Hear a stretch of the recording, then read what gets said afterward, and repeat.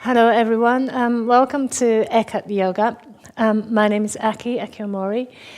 Today we're going to do a short class on Supta Padangustasana. Supta Padangustasana is the one you lie down on your back. Either you use a belt or hold the end and the big toe with your the fingers and extending the leg. But we're going to use the belt today.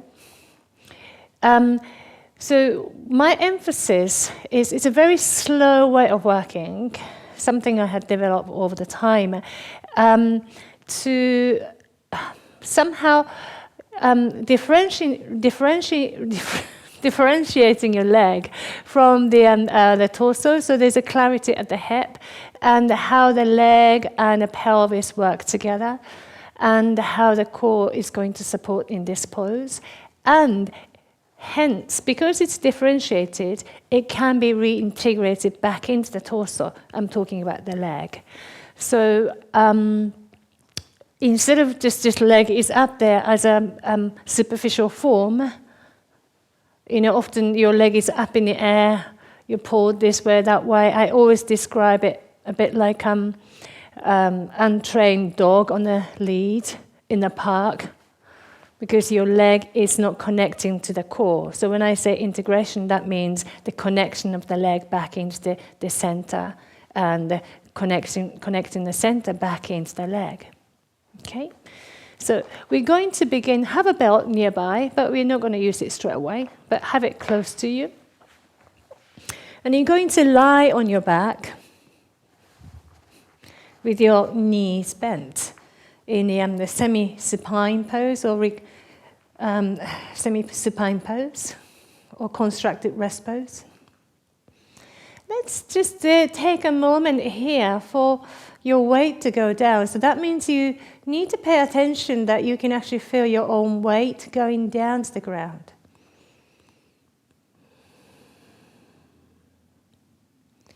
Relaxing your face.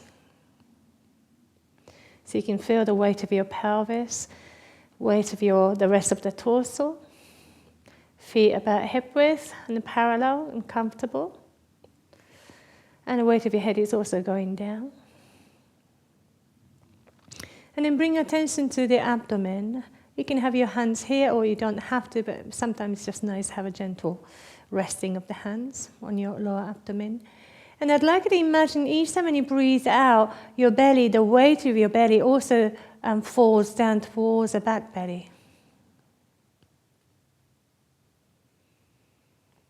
So I repeat, as you breathe out, the weight of your belly falls down towards the back belly.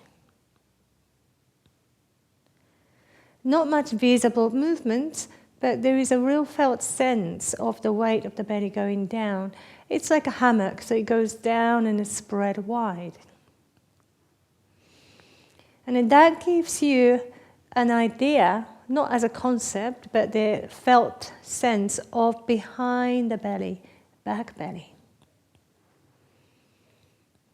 which is behind the organs, but the front of the spine, that sort of back belly feel. And after the next exhalation, when you're ready, let the belly fall down.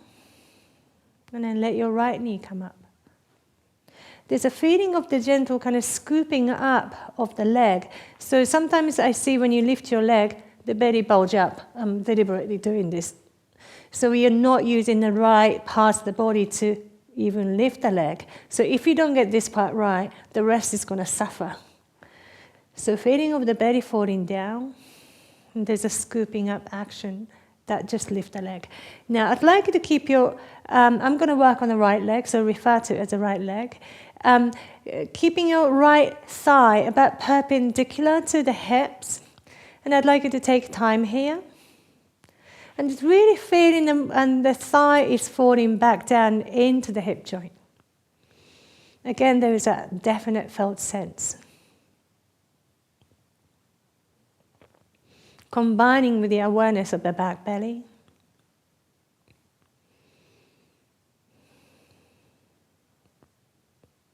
And taking a time here. And then when you're ready, we're going to gently float the foot. You don't have to straighten your leg. I said the float. Sometimes in classes I watch people just so much in a hurry, just move so quickly. But I said the float. So I'm aware, as I lift my right foot, I'm allowing the weight of your leg to really fall down. The weight, so emptying. So your right leg is becoming empty of its weight. And in order for the weight to be emptied, the weight has to go somewhere. And I'd like you to imagine that the weight of your right leg is filling your pelvis. And also probably the left foot.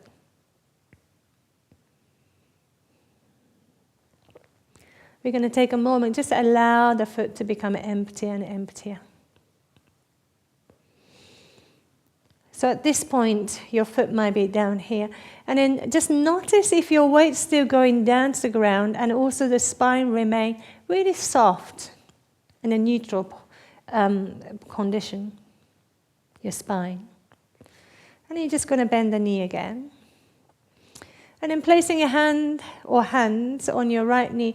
And then as you inhale, let your knee gently move away from you, giving the belly a bit of space. And as you breathe out, feel the belly falls down towards the back belly. Tail lifts, and you bring your knee closer in. There's a feeling of the hollowness in the groin. And inhale, knee away. And exhale, belly falls down, groin becomes hollow. And then the knee comes closer. Continue a couple of more times. Let your breath be the guide. So you're following the breath's pace.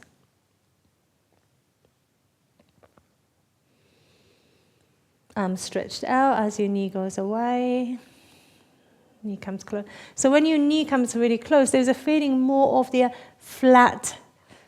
You're becoming really flat and deep inside of you rather than anything is kind of squashed and squeezed in the groin.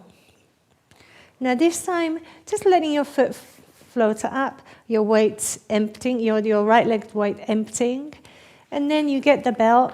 You can hook the belt over your foot. But as you can possibly, as you can see maybe in the screen, and the first encounter of the belt and the foot is very light because your leg is floating by itself, whether your knee is bent or not. I'm going to hold the belt separately with the two hands. And be careful not getting the white knuckles. You don't need to work so hard. Your leg is doing the work by itself for you. Okay? So weight's falling down. And then slowly beginning to add the pressure between the foot and the leg. And as you do this, see if you can follow this image. Let the skin of the soles of your feet open up. So there's a proper meeting between the two surfaces, belt and the foot. And every now and again coming back, the sense of the back belly, soft spine. And as you extend your leg towards straight, not necessarily straight knee, I'd like you to imagine your lower leg bones, the shin bone, are becoming longer. So lengthening from its center towards the ankle and then towards the knee joint. And a thigh bone also extending towards the knee and towards the hip joints. Sending the impulse from the belt through the leg back into hip joint and then sending into your center. So I'm pretty having an easy time. You can flexing your foot further in towards you, and you can reaching your heel up, reaching your sit bone down to lengthen through the back. That's just additional something. But whatever you do, keeping your spine soft, don't allow the weight of the back of the body to not go down to the ground. So your weight remain going down to the ground. And you can extend the other leg straight. Releasing the front of your thigh, but just relaxing your thigh temporarily. And then just keep coming back, the sense of the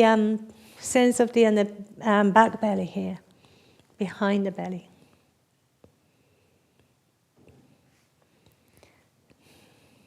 So then both sides, the groin becoming hollow. I hardly feel the stretch in the back of the leg. I'm kind of experiencing the lengthening rather. And if you like, you can take your belt with your right hand and then taking your leg out to the side too. Sending energy back in to the center. So the key to this is once the leg is integrated, wherever the leg is in space, it's weightless. So people say, oh, keeping the pelvis in place, don't allow the pelvis to roll. You have to do that kind of effort because your leg is not integrated. It's not connecting to the center. If the leg is integrated, it can be anywhere, really, pretty much, because it's weightless. The weight is filling the pelvis. And then gently releasing the belt from the leg, bending your knee, and then move on to the other side.